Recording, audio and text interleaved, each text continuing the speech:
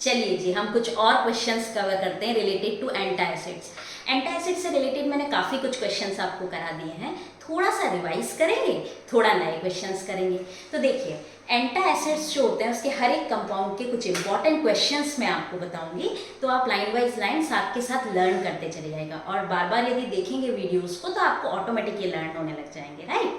तो अब देखिए, सबसे इंपॉर्टेंट एंटासिड क्या है? सोडियम बाइकार्बोनेट, है ना। इस पे क्वेश्चन ज़्यादातर बनता है, ठीक है। तो याद रखिएगा, सबसे पहले तो सोडियम बाइकार्बोनेट का थोड़ा सा रिवाइज भी करेंगे, पिछले वीडियो में मैंने आपको ये बता दिया है। तो देखिए, सोडियम बाइकार्बोनेट है, क्वेश्चन यही बनता है, ठीक है।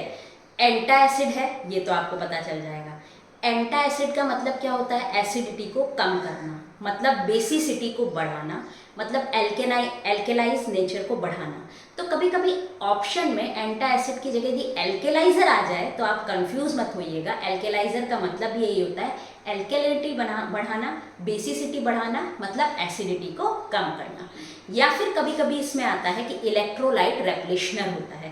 क्या होता है? सोडियम बाइकार्बोनेट का वाटर के साथ इंजेक्शन दिया जाता है, कभी सोडियम की कमी हो जाती होगी या कुछ, इलेक्ट्रोलाइट रेप्लेशनर के फॉर्म में दिया जाता है। इलेक्ट्रोलाइट रेप्लेशनर का मतलब आप समझते होंगे कि जो इलेक्ट्रोलाइट्स की कभी कभी कमी हो जाती है, माइक्रो न्यूट्रिएंट्स जिनको बोलते हैं, है ना, सोडियम, जिंक वगैरह, ठीक है। तो फिर वो चीज़ अपन दी जाती है इलेक्ट्रोलाइट रेप्लेशनर, ठीक है। थोड़ा सा रिवाइज भी करेंगे अपन क्वेश्चन का। तो सेकंड क्वेश्चन इसमें क्या बनता है? सोडियम बाइकार्बोनेट का सिनोनिम क्या है? बेकिंग सोडा, ये आपको पता है, ठीक है।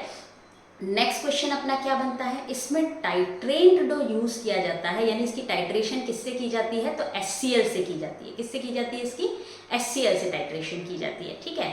और नेक्स्ट क्वेश्चन एक और जो मैं आपको बता रही हूँ, ये किस प्रोसेस के थ्रू बनाया जाता है, यानी इसका सिंथेसिस जिस प्रोसेस से होता है, प्रोसेस का नाम याद रखना है, साल्वे प्रोसेस। यानी साल्वे प्रोसेस क्या बनाने के काम में आता है? Sodium bicarbonate. नेक्स्ट मैंने आपको पिछले वीडियो में भी बता दिया है कि ये जो है सिस्टेमिक एंटासिड बोलूं, सिस्टेमिक एल्केलाइजर बोलूं, दोनों चीज सही है। सिस्टेमिक क्यों बोला इसको, ये मैंने आपको पिछले वीडियो में बताया है, तो आप उसमें देखिएगा। तो देखिए, आपके 5 क्वेश्चन कवर हुए यहाँ से।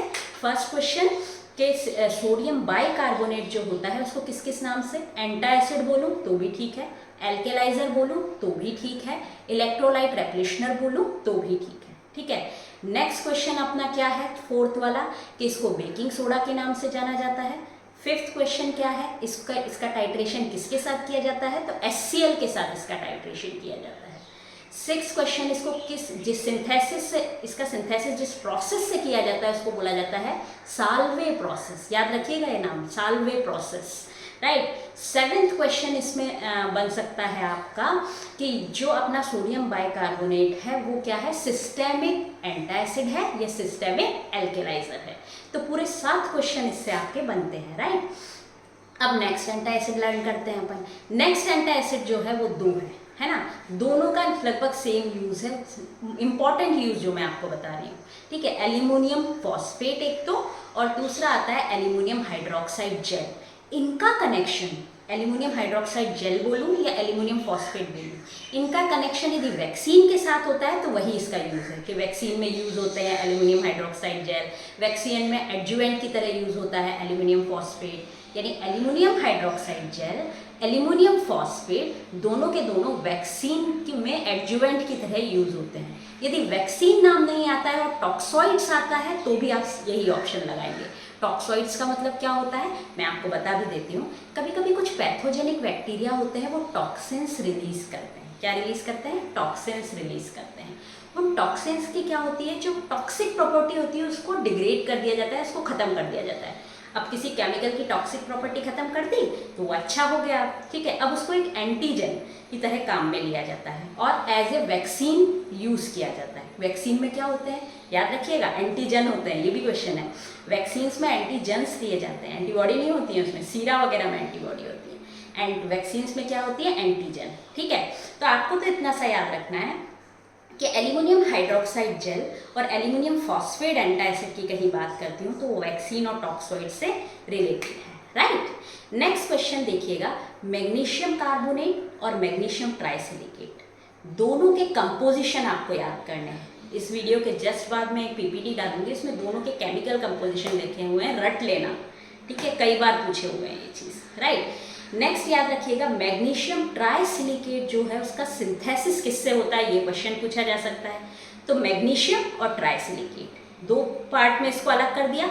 तो मैग्नीशियम का सॉल्ट ले लेंगे मैग्नीशियम सल्फेट, और सिलिकेट का सॉल्ट ले लेंगे सोडियम सिलिकेट। दोनों को रिएक्शन करा के बनता है magnesium trisilicate. Magnesium sulphate, sodium silicate, दोनों का कॉम्बिनेशन करा के बनता है मैग्नीशियम ट्राइसिलिकेट। एक लास्ट क्वेश्चन मैं आपको बताती हूँ, मैग्नीशियम ऑक्साइड। मैंने आपको पिछले वीडियो में भी ये बताया है कि लाइट मैग्नीशियम ऑक्साइड होता है और हैवी मैग्नीशियम ऑक्साइड होता है।